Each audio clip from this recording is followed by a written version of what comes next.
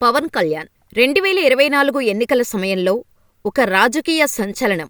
కూటమి అధికారంలోకి రావటానికి ప్రధాన పాత్ర. ప్రధాని మోడీ సైతం పవన్ అంటే సునామీ అంటూ ప్రశంసలు. పవన్ లేకపోతే కూటమికి అధికారం లేదని అందరూ అంగీకరించిన విషయం.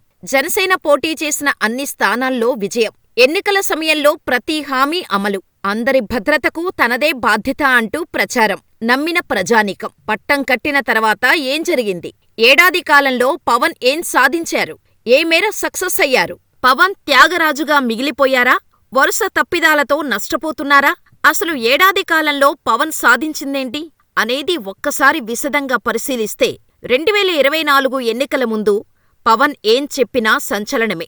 వైసీపీకి ధీటుగా, టీడీపీకి మద్దతుగా పవన్ నిలిచిన తీరుతో కూటమికి బలం పెరిగింది. కూటమి ఇచ్చే ప్రతి హామీ అమలు బాధ్యత తనదే అంటూ చెప్పిన మాటలు ఓటర్లు విశ్వసించారు. అవినీతి జరగదని చెప్పిన విషయాలను ప్రజలు నమ్మారు. పవన్ అంటే టీడీపీ సైతం ఎలాంటి తప్పులు చేయకుండా పాలన చేస్తుందని, తమ పార్టీకి ఎదిగే అవకాశం వచ్చిందని జనసైనికులు, పవన్ అభిమానులు భావించారు. అయితే ఏడాది కాలంలో సీన్ రివర్స్ అయింది. పవన్ ఏం మాట్లాడతారో, ఎక్కడ నిలదీస్తారో అనే భయం తొలుత టీడీపీ నేతల్లో కనిపించేది. అయితే ఆ పట్టు పవన్ కోల్పోయారు. పదే పదే చంద్రబాబు సీఎం అంటూ చేసిన వ్యాఖ్యలు రాజకీయంగా ఆయన మద్దతుదారులకు నచ్చలేదు. పవన్ డిప్యూటీ సీఎంగా తొలి రోజుల్లో ప్రజలను ఆకట్టుకున్నారు. ప్రజావాణి నిర్వహించారు. పలు సమస్యలపై స్పందించారు. తిరుమలలో తొక్కిసలాట జరిగితే క్షమాపణ కోరారు. బోర్డుతోనూ చెప్పించారు. శాంతి భద్రతల విషయంలో ప్రజల సమక్షంలోనే హోంమంత్రిని నిలదీశారు.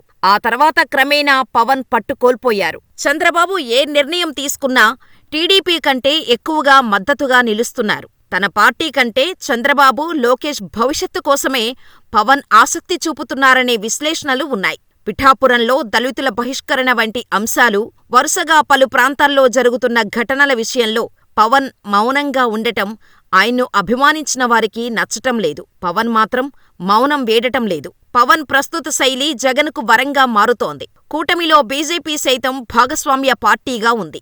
అవసరానికి మించి ఎప్పుడూ చంద్రబాబు అండ్ టీంను ప్రశంసించలేదు. పవన్ తీరు భిన్నంగా ఉంది.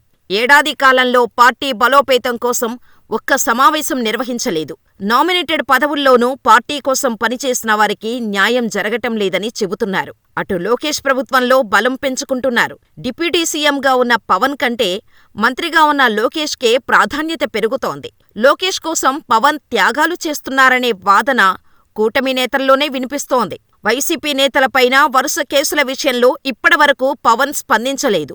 సినిమా పరిశ్రమపైన చేసిన వ్యాఖ్యలపైన భిన్నాభిప్రాయాలు ఉన్నాయి. కూటమి ఎమ్మెల్యేలపైన తీవ్రస్థాయిలో అవినీతి ఆరోపణలు వస్తున్నాయి. పవన్ ఏం చేస్తున్నారనే ప్రశ్న వినిపిస్తోంది. ఇలా ఏడాది కాలంలో సమాధానం చెప్పుకునే స్థాయిలో ఉన్న పవన్ వచ్చే 4 ఏళ్ల కాలంలో ఎలా వ్యవహరిస్తారనేది ఆసక్తికరంగా మారింది.